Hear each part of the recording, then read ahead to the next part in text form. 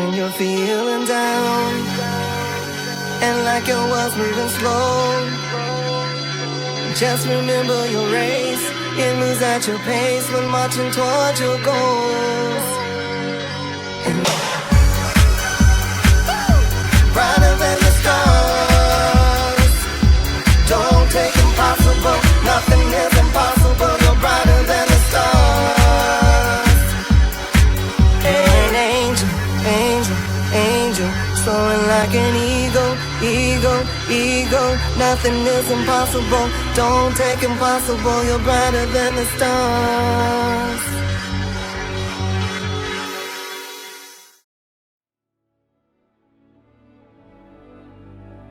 With every mean word you say, this paper crumbles. This paper will never be the same again.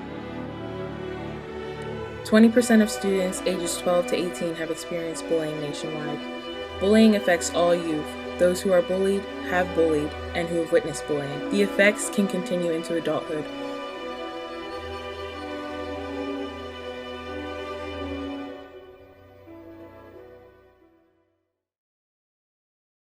Good evening, ladies and gentlemen. Welcome to Talking with 3D. I am your host, Derek Durrell Dixon, and this is Real Talk for Real People. Today, this is a very touching show that we're going to be doing today. We're going to be showing a clip that might be a little disturbing to some, but it's something that needs to be shown and something that we need to talk about. And this is about, we have children that are on the autism spectrum. As you know, that I have a son that's on the autism spectrum, and every day we worry about our children. My son is now 21. However, every day I worry about him going out to his service program and who's he around and is he being taken care of when he's not in my presence? And a lot of times that doesn't happen. If you don't know what autism is a complex developmental condition involving challenges with social communication, restricting interests, and repetitive behavior. In 2021, CDC reported that 1 in 44 children in the US is diagnosed with ASD. And boys are four more times more likely than girls.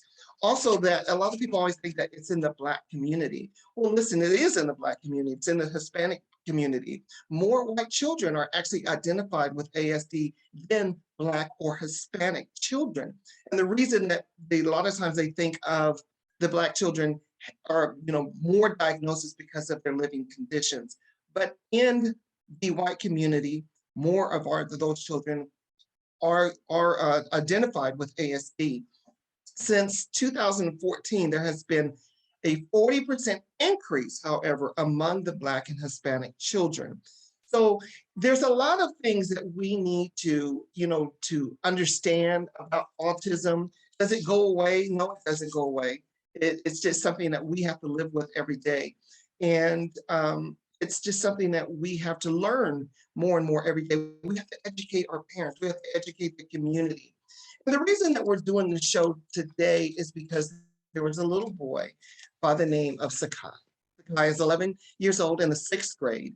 And January 25th, he attends Jones Middle in the Aldine ISD. And there is a clip of Sekai being harassed and beat by another student. And we're not here to discuss the fact that what the child did. What we're here to discuss today is how it was handled. The staff not having any type of concern or the fact that this had occurred. How do we, as parents, when we send our children to school, when we send them to be there to be taken care of, and then to come home to find out that this has happened to our child? Sekai he is nonverbal, so he wasn't able to communicate that to his grandmother, Veda. These are the things that we have to be more aware of, and how to communicate better with the staff and with the school. So listen, before we bring on Veda, and then we also have a special guest from the Rainbow Push Coalition that has been a very big support in the autism community, the Black Lives Matters community is Dr. Candace Matthews. So we are excited to have her on as well. But listen, before we do, we want to show us a clip. It's a little disturbing.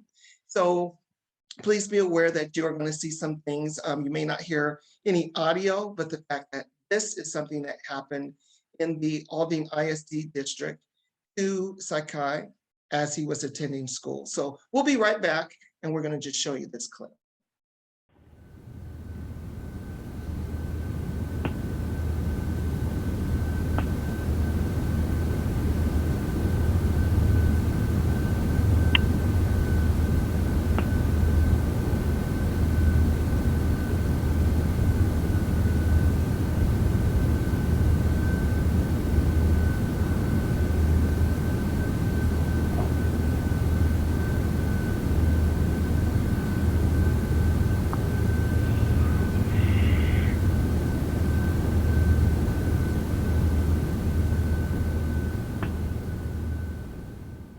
Ladies and gentlemen, once again, as you saw that clip, again, it's hard to watch and it's unbelievable to watch, especially for a parent to have to see that happening to their child. But that's what we're here to talk about today, because again, we have to be able to have these conversations and make a difference. So today I have Sekai's grandmother with us. Veda Cavitt is here in Houston, Texas. We also have Dr. Candace Matthews. She is with the Rainbow Push Coalition and co-chair in Texas, in the Texas chapter under the Dr. Jesse Jackson. So ladies, welcome to Talking with 3D. I know this is a topic that's hard to talk about, but again, it's a topic that we have to talk about. And we want to make sure that we are doing it in a way that, again, we are not accusing anyone, but we need to make matters better. We need to make things better in our schools, facilities that are going to be working with autistic children. So, Veda, thank you so much for coming on and telling your story. Again, I know that this is something that's hard to talk about, but again, we have to have these discussions. So thank you. How are you doing? First off, how are you doing? How is Sekai doing? Today is a good day. Today is a good day. Thank you so much for having us. Yes. Sekai is holding up. Good, good. So listen, tell us a little bit about, first off, we saw the clip. I want to know, when did you see footage of this clip, or how did you find out even that this had occurred to Sekai? Actually, I had received a call. It was after school hours that Sekai was involved in an incident where another student had pushed him down and hit him. And that's exactly what I was told. This was on Wednesday. So Sekai didn't go to school on Thursday for he had doctor's appointments that day, and then there was no school on Friday. So I was afforded an opportunity to go in on that Monday and view the footage. I saw that footage. I mean, I was totally speechless. Right.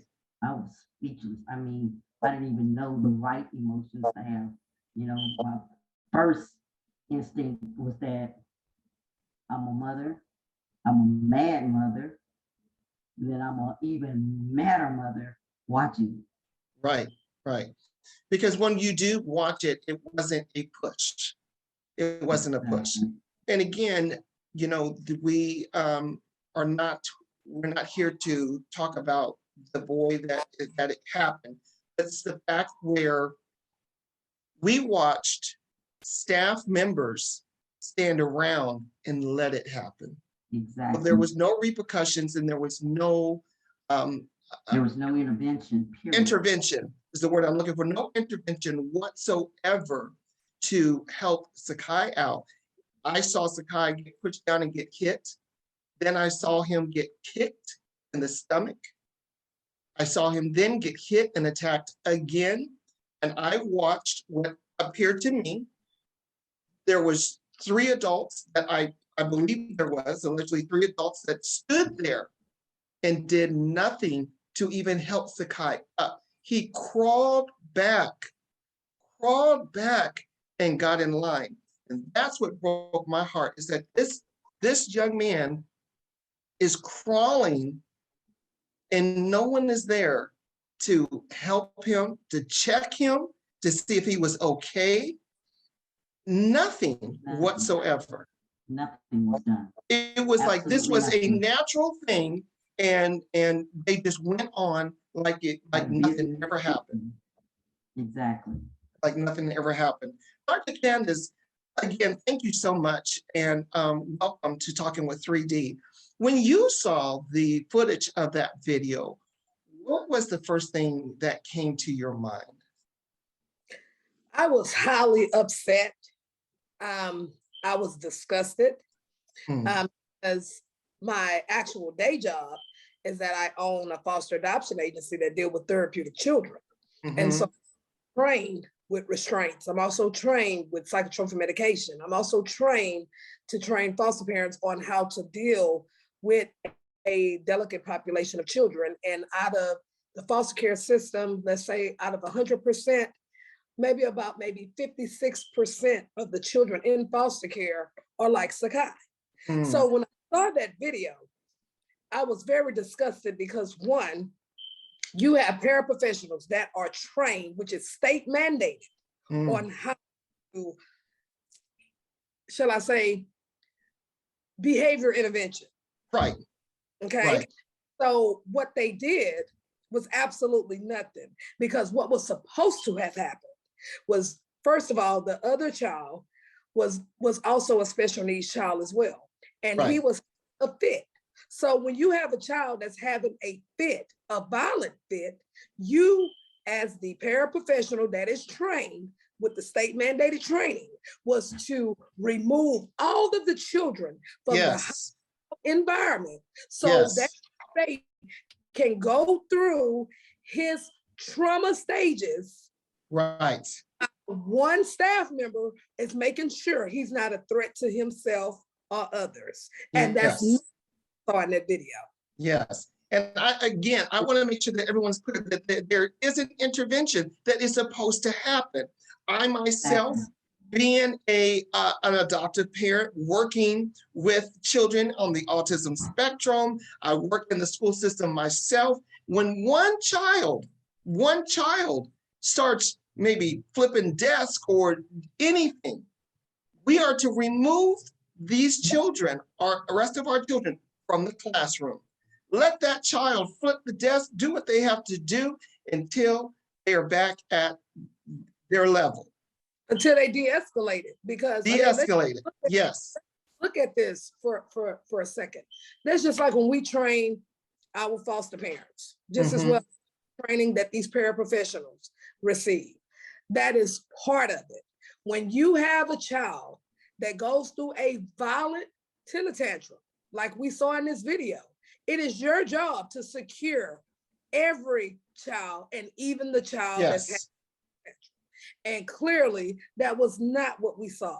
And I was highly upset about it, because when I spoke with Ms. Veda about this, I was like, so you're telling me they're still working at that school? You're telling me that you telling me that that principal is still at that school? You telling me that it's their job to protect those children in their school, and they turn around and allow this to happen on their watch? I was furious. Yes. And you can imagine what the media said when I sent it to them. Okay. Listen, I want to know, I don't know anything about Jones School, the school, or Aldine ISD. Is the school formatted, is the school equipped to work with children on the autism spectrum, or any children that have different disabilities? Yes, they are. They are equipped. Aldine ISD is a fairly large district. They have several schools, and they have an African-American superintendent who was actually the superintendent of the year for the state of Texas for several years straight before coming to Aldine ISD. And that's her name is Dr. Goffney. But in this specific case, with any type of organization, you're going to have some bad apples. And Right. clearly, that's what we saw was bad apples, because Right. they just refuse to do their job. Right. So if you refuse to do your job, guess what? We're going to remove you from your job. How about That's that? right. How about that part? See. Veda, I want to ask you, again, watching the video, and you get called in. Well, first off, you get called after hours. You didn't even get called when the situation occurred, which is, first off, I think that's the first mistake that happened, is that you were not called when that actually occurred. You were called after hours. Then you were brought in the next day. I'm assuming the next day. Did they bring you in to view the video, or did you ask to view that video? I requested to view the video. And it actually wasn't the next day, it was the Monday. This happened on Wednesday. So this was Monday when I viewed the video. And I viewed it with one of the assistant principals. So I requested to speak to the principal, Mr. Pruitt. And I waited for a while. He wasn't available. He was, tending to some other students. So I said, okay, well, I will try and call back and see if I can speak with him, so that I can get some understanding of his policies. Mm-hmm. And I called back that afternoon during school hours, and the receptionist or secretary put me on hold, and she came back and she said he wasn't available. So I left a message for him to call me. He did not call me. So this is on Monday. So the next day, on Tuesday, I tried to reach out to him again, and I didn't get a reply. So I immediately called the school district, and I tried to get a hold to the superintendent, but they directed me to the assistant superintendent, Miss Emerson. And Miss Emerson is Mr. Pruitt's boss. She's over Jones Middle School as the assistant superintendent. And during our dialogue, and this was on the Tuesday, I didn't get a hold of her. Matter of fact, she was actually out at a seminar. She called me back on that Thursday. 2 days later, she called me back on the Thursday, and speaking with her, she said that she was aware of the video, that Mr. Pruitt had sent it to her the day after the incident. Now here it is, we're talking a whole week later. I reached out to her. The school district didn't contact me. The principal didn't contact me. She said that she advised the principal to let her contact me. But now we're talking about a whole week after the incident. Right. And so I told her that, I would like to have a copy of the footage. And she said that I would have to request it through their legal department, and she would send me the link. She never sent me the link, but anyway, I got the link and I requested it. They have their own form that you have to go through. And of course, the video, it took about almost 2 weeks for me to get it, because they have to get approval through the Attorney General's office, because other children were featured in that video. Right. Okay. Make sure that, they were protected by the HIPAA laws as well, Right. and I understood that. It took us a while to get it, but we got it. And so then I reached out to Dr. Matthews, and, actually I reached out to her prior to me getting the video, and she said that I had to have that proof. When we got it, it was evident that it was far greater than what I had described to her in my initial correspondence, to request for her help. And the assistant superintendent, she asked me what would I like to see done, and I said the first thing I'd like to see those adults removed. Right. Without a doubt, immediately. Right. They have no place in that school district. They have no place in the classroom. What purpose are they serving? That's not a daycare. We're talking about a middle school. Right. It's a school. It's a middle school, and they did absolutely nothing. And then her next reply to me was, would it make me feel better if he was moved to another school? No, that would not make me feel better. Move them. So what I found interesting with this whole process was it was no sense of urgency. There was. Right. And I think, and what I'm hearing and what I feel is that they were hoping that it would just kind of fizzle out and go away. If she Exactly. didn't have if Veda didn't have the video and you know, things like that, well then this will just fizzle out somehow. They were basically, in my opinion, is just based on my assessment with how we deal with a lot of different issues, is that they were just basically trying to weigh her out. And and she remained with perseverance. And Yes.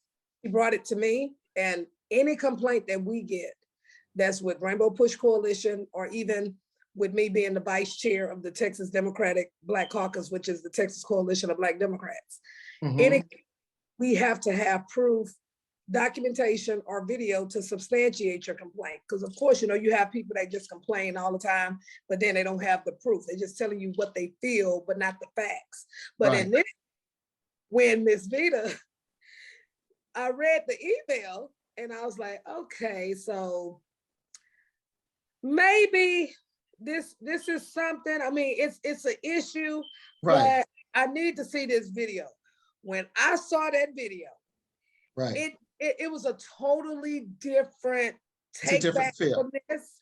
It was a totally different, it resonated totally different compared to her email. And I was like, oh no. Before I look around, I told Ms. Veda, I said, Ms. Veda, get ready, because I'm gonna make this entire Texas smoke. Okay. And I said, and they gonna be fired. And I guarantee I had the entire media there. Because this is a call to action. It's a call to action. Our children. And for them not to have no sense of urgency at all, and then giving Ms. Veda a hard time in the process, this is when they call me, because I'm gonna give you the knuckle sandwich of accountability, because I don't got time for this. Right. Ridiculous. Yeah, it was something that, again, I think that when Veda had mentioned this to me, and again, she kind of presented it to me, and when I saw it, I was like, oh, wait a minute, this is not right. So listen, we're going to take another quick break real quick, and then I do want to come back and I want to talk about us being, we have to be the voice for our children. You know, I have to be the voice for Cortez. You have to be the voice for Sekai.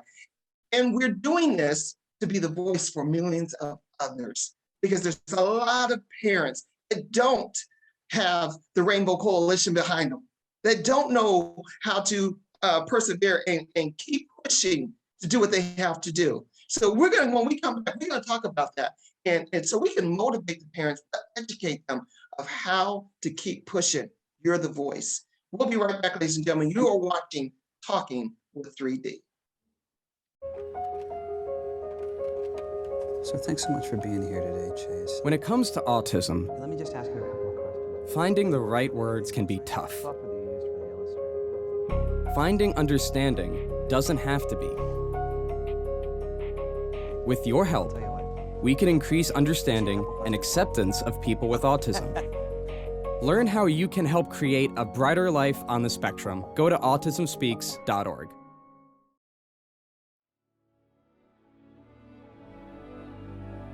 With every mean word you say, this paper crumbles. This paper will never be the same again. 20% of students ages 12 to 18 have experienced bullying nationwide. Bullying affects all youth, those who are bullied, have bullied, and who have witnessed bullying. The effects can continue into adulthood.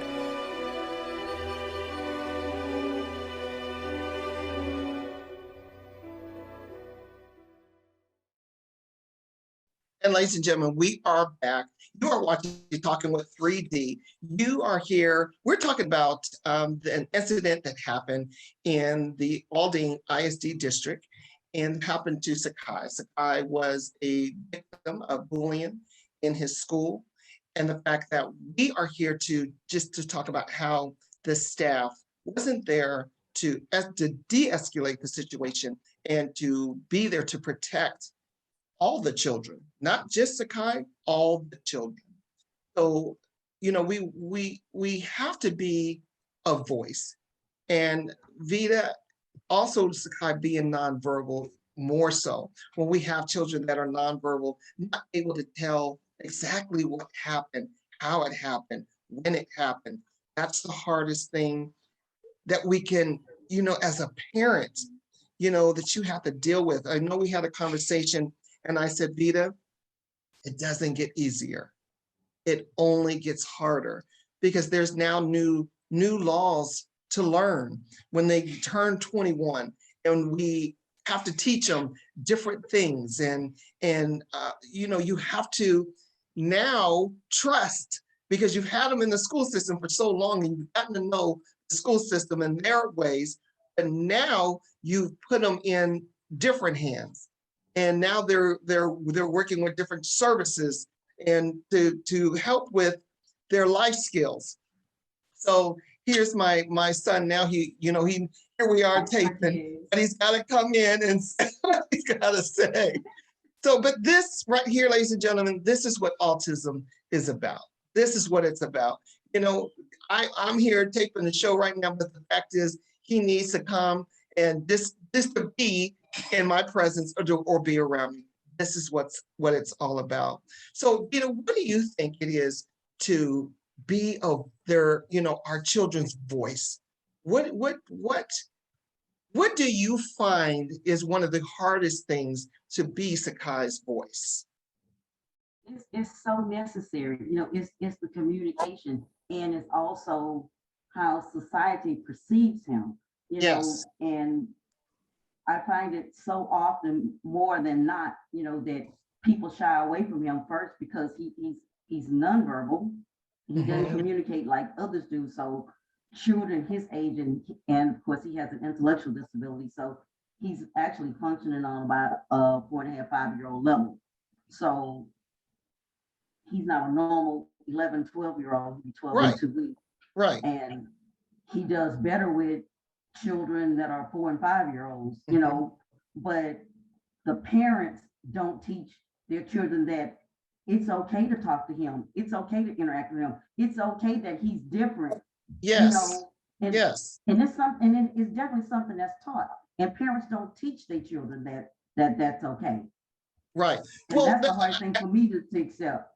I want to jump in right here because it's something that you said. Let me jump in real quick and I'm going to let you finish, not to interrupt you. But see, a lot of times when people hear autism or autistic, it's behavior. They have behavioral problems. They're going to throw a fit. They're going to act up. They see them stimming. Something's wrong with them. So therefore, people are so afraid to understand that they are just human, just like anybody else. It's just the fact that they learn a different way. That's all it is. There's Mr. Sekai right there. How are you doing, sir? I'm so happy to see you. You're looking good. Hi. Hi. Ladies and gentlemen, that is Sekai, and that's why we are here. As you saw, my son Cortez, Sekai is here. And we have to get people to stop with the conversation that, all autistic children are bad, or they have learning, or, they have behavioral issues and stuff. That's not always the issue. The behavioral issues are a lot of times are brought on because of the fact that there were some triggers that brought it on. And a lot, we as parents may know what those triggers were, but the outside looking in, they don't understand those triggers. Right, exactly. So, and that's the purpose of training. That's the purpose of training and awareness. And just like with those paraprofessionals that were there, they were supposed to be able to recognize that trigger and immediately act and intervene and provide de-escalation right then. And that didn't happen. Right, it didn't happen. What do you think that needs to happen within training? More training for paralegals, for our teachers' assistants. The training needs to start, because I can tell you a lot of times I've seen that all you have to do is just fill out a form, take a little online classes, and you've got the job. So is the training really there? We need more, more intense training to work with children that are on the spectrum, have disabilities, all of that. They have to have more training. Where do we start to get them that training? Dr. Matthews, how do you think that how do parents need to push that we need to get more training? Well, my deal is that first of all, it's the law. Okay. You have to follow the when you're dealing with this type of population, you have to have that training. It's the law. You know what I mean? And clearly they did not follow the law because they chose not to implement the training. Right. Because if training would have been implemented, this incident would have been prevented. And it's all about prevention. That's what it's about. It's about prevention. It's about just making sure and ensuring the safety of each as one of these children who you have been assigned to keep watch of. And this is, and then as far as with staff, like even with my staff, my foster parents and things of that such, we require yearly training. Right. That's my point. They should all have recurrent training. They should all have, and it should be documented. Right. Yes. And it should be not just a one step. It needs to be several phases of this that is required yearly. Right. Right. In order for you to renew your teaching certificate, in order for you to even renew your contract to even work at the school to deal with this type of children. In my opinion, those paraprofessionals should not work with children ever again. And the reason I say that is by me owning a foster adoption agency. And if we was to have a foster parent or we was to have a staff member to do what these people did, they would get a reason to believe citation from CPS, which means you cannot be around children ever again. So it's like a felony in the child welfare world. And you have to be, because see, the whole deal about this is accountability breeds responsibility, right? And it is our responsibility to be the voice for the voiceless. It is our responsibility to ensure that the school system or any other system has to be accountable to make sure that this delicate population is not treated, is not left behind.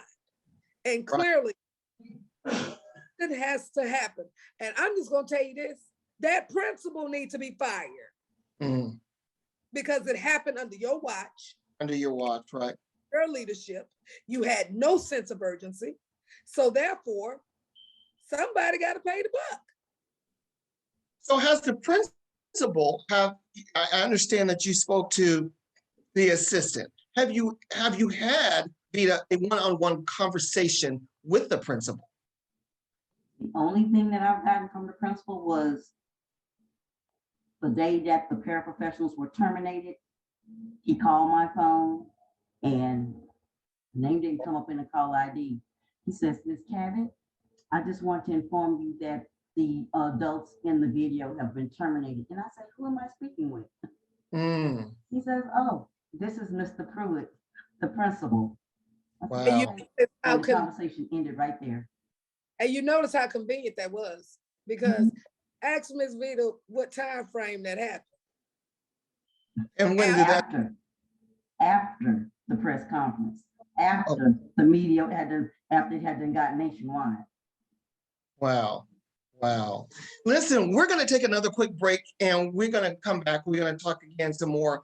I want to talk about the training and things that we can do and how Rainbow Push Coalition gets involved and how we can keep supporting each other. So we'll be right back.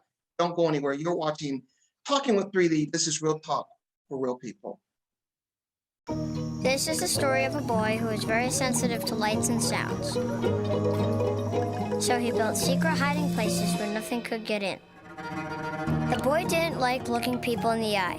It made him feel uncomfortable. One day, he found out he had something called autism. His family got him help, and slowly, he learned how to live with it better. Early intervention can make a lifetime of difference. Learn the signs at autismspeaks.org. And ladies and gentlemen, we are back again. I am here with Veda Cavitt, and I have Dr. Candace Matthew with the Rainbow Coalition. And listen, we are talking about, it's a sensitive situation that we're talking about because the fact that things happen in schools, and a lot of people think that don't have autistic children say, well, fights and things occur all the time. That may be, but the thing is that there's always someone there to intervene, someone there to just de-escalate the situation. This situation wasn't de-escalated. You have children that are nonverbal, not able to communicate in a way, to ask for assistance, to say that they're hurting, and for a paralegal or a teacher or someone on that staff that did nothing about it. That's what's disturbing. And the fact that Veda had to go in and get the ball rolling, they called her after hours. She had a request to see the video. When she saw the video, at first she was told he was pushed down. When she saw the video, and as you saw the video, it was more than a push. Sekai was hit several times. He was kicked several times. He was hit again several times. And the staff stood around and did nothing. So we have to talk about these things because what's the solution? We have to be the voice. And if you don't understand not having a child on the autism spectrum, I'm telling you, we live this every single day. We've got to learn that, everything else matters, but our children on the spectrum seem to want to, the people around them want to be so afraid of the fact of that word. They want to be afraid of it. So the training, again, I want to get back to it. And there's, let me say this, there's a lot of good paralegals out there. There's a lot of good teachers out there. There really is. And I've seen them in action, but I've seen the ones that are not. And I've had to stand there and be an advocate for my child and speak for him. My child was in a class one time and they were all nonverbal. He was the only one that could speak. I had to remove him from that class because of the fact that all of a sudden my son picked up different habits. He started drilling on himself. He would do different things, stimming and things, because he picked it up from another child, because of the fact that it was okay to him. They didn't know how to work with him because of the fact he was verbal. They never worked with a child that was verbal. They always told me he was a problem. He wasn't a problem. He's just talking all day. He wasn't a problem. The first thing I would do, I would tell them to stay front and center. Stay on top of it. Do pop-ups at the school. Let the teachers know that you are visible, that you are available, that you're not just a sideline parent. Yes. Me, I'm sure there are some sideline. I'm not a sideline parent. My baby Right. can speak, so guess what? I will speak for him. I will speak up on his behalf. I will do everything for him. And he communicates, through some sign and gestures, but that particular day, he couldn't come home and tell me that he had gotten a beat down. That Right. he was assaulted. He couldn't come home and tell me. He couldn't tell me that nobody helped him up off the floor. Right. He couldn't tell me that they just stood there and watched. Mommy, they didn't see if I was hurt or anything. And you said something that's very key. He was assaulted. Sekai was assaulted at school. And again, what they did is they turned their back and they did not want to list this as a child being assaulted. Oh, because of the fact he was autistic and things like this in the classroom happen. No, you did not take the special precautions in order to make all the children safe at that time. Exactly. That's what the problem, where the problem lies, is that you did not create a safe environment for the children. Exactly. So do you feel do you feel as a parent now? How do you feel like you say Sakai has not returned back to school? How do you now trust the school system? How do you trust the fact that, Sakai has to get back into that environment, that community? What is your next step? What do you feel now? Now, they haven't given me any assurance that they can provide a safe learning environment for my child. I have not received that from their school or the school district. And I'm still waiting for that. I've reached out to the school district on Friday. Today is Monday. I haven't heard back from them. I'll make another attempt tomorrow. Dr. Matthews and I were talking about, we're going to keep fire on them, until somebody responds. They have to give me some assurance. They have to give all the parents some type of assurance that all of their children will be safe in that school. Now they're short staffed, so now they've crammed everybody into one classroom. No, my kid will not be there. Right.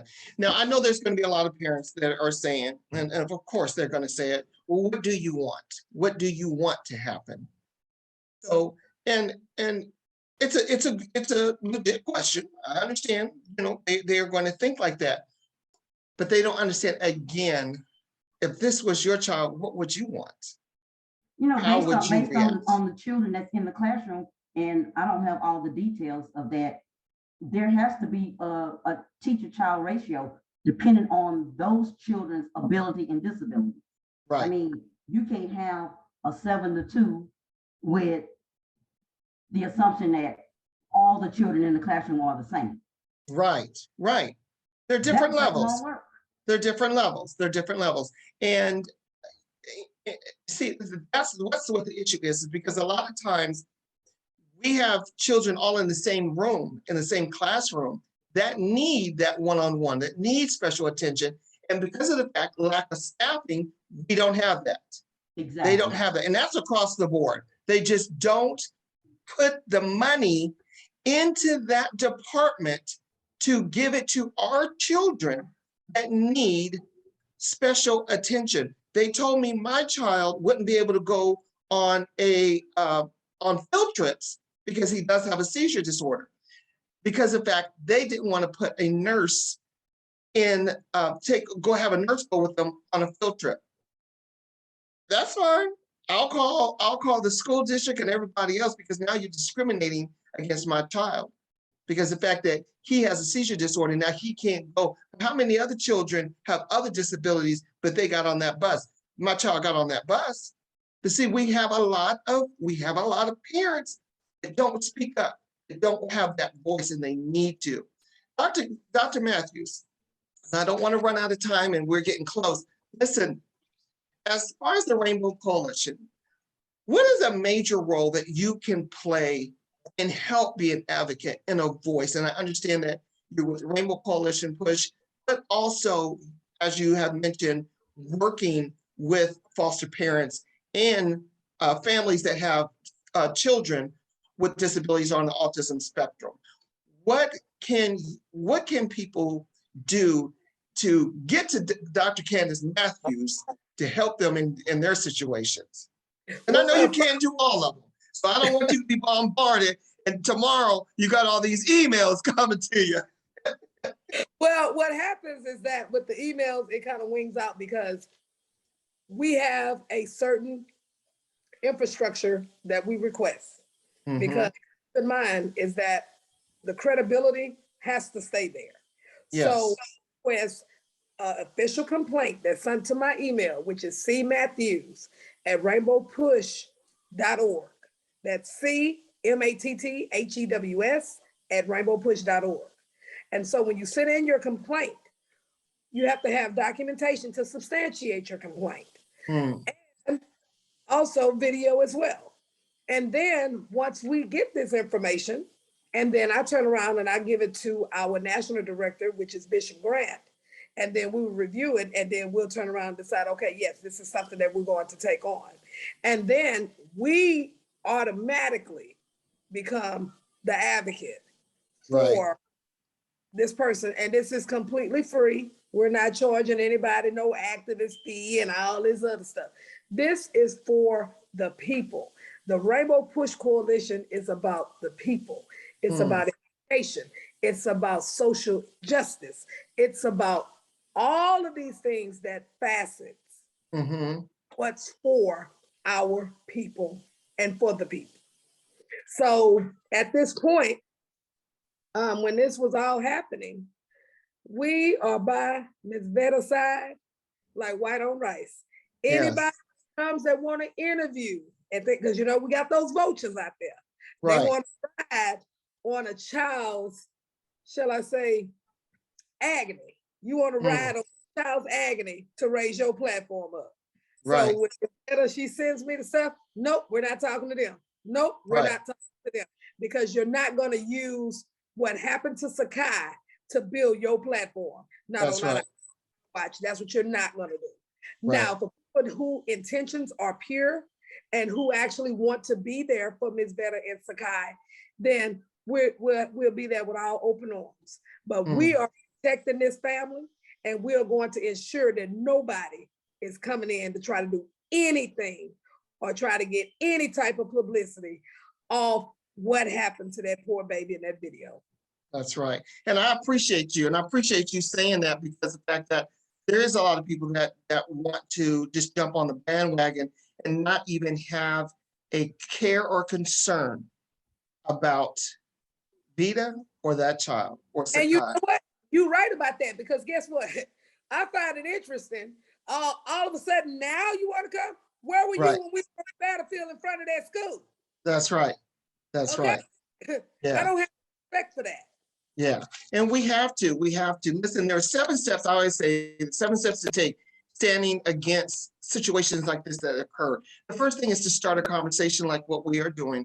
You have to be able to talk about it, not be afraid to talk about it, not be afraid that somebody's going to think something of you because of the fact you are talking about it. Start the conversation, develop a plan, know what's the next step. And I truly, Veda is being an advocate for this because she's taking and gone through these steps. Teach tolerance, because you have to be able to teach the tolerance of what's going on. Increase awareness and acceptance. Encourage self-advocacy. We have to be able to tell our parents, you have to, tell yourself that, yes, I can speak for my child. I can do this. Be a self-advocate for your child. Learn your rights. Learn your rights, because there's so many things out there and they change. I'm telling you, when you have a child that turns 21, the laws change, the rules change, the rights change. You got to start all over again. Start now. Don't wait till your child turns 21. And the last thing, speak up. Because if you don't speak up, then nobody else will. If you sit back silent and don't say anything, then no one else will. You have to speak up. Or either it'll make you complicit. Yes, make you complicit. So Veda, before we get out of here, I'm gonna let Dr. Candace have her last words, and then I'm gonna let you have your last words. Well, thank you so much for coming on to your podcast, to this show, to raise awareness, because this is what is needed at this point right now, awareness. Yes. And then so we need to gather and hug around this family, because this was a traumatic event, not just for grandmother, also for Sekai as well. Yes. And so what we need is, with moving forward, we need to let them know you're not in this fight alone. We are on this battlefield with you, and we are not going to stop until justice is served, period. Period. And Miss Veda. Yes, thank you so much for allowing us on your platform today. And if I can give one word of advice, is just like Dr. Matthew said, is that find your support system. Learn the laws as you have so clearly stated, because they change. Know what your rights are, what your child's rights are, and make sure that they're enforced and that they're followed. Because at this point, this is not going to rest until every law that has been laid out in this school district is abided by. Hey, that's right. We're going to make sure of that. That's right. And before we close, ladies and gentlemen, again, This show was about bringing awareness. It wasn't to close down a school. It wasn't to blame a child. It was the fact that Sakai was not given the opportunity, and his rights were taken away from him. They were stripped from him. No one gave him his voice. So therefore, again, we have to step up as parents, grandparents, whoever you are in that child's life, speak up. You have to be their voice and not be afraid. And these conversations we have to keep continually to have. So again, if you want to reach out to Veda, how can people contact you? They can reach me at Veda Cavitt at Gmail. That's VEDACAVITT at gmail.com. At gmail.com. So please reach out to the family. We are embracing you, Veda. You know I love you with all my heart. And tell Sakai, I'll give him a big hug. I love him. And again, we're so sorry that this happened. But again, I'm so glad that in a way we were able to bring this to the forefront and make people aware that this does happen. And amplify. Yes, and you really, sometimes you don't even know because that child can't come home and tell you. Get to know your child, get to know their habits, everything about them. So therefore, you can be their voice. So ladies and gentlemen, we ran out of time. We could go on. We're going to have this conversation some more. And I want to keep up with the story to know what's going on with Sakai and, also with the schools and things like that. So thank you, ladies, for coming on. Ladies and gentlemen, thank you for tuning in to Talking with 3D. This is Real Talk for Real People. We'll see you next week right here on Plush Work TV.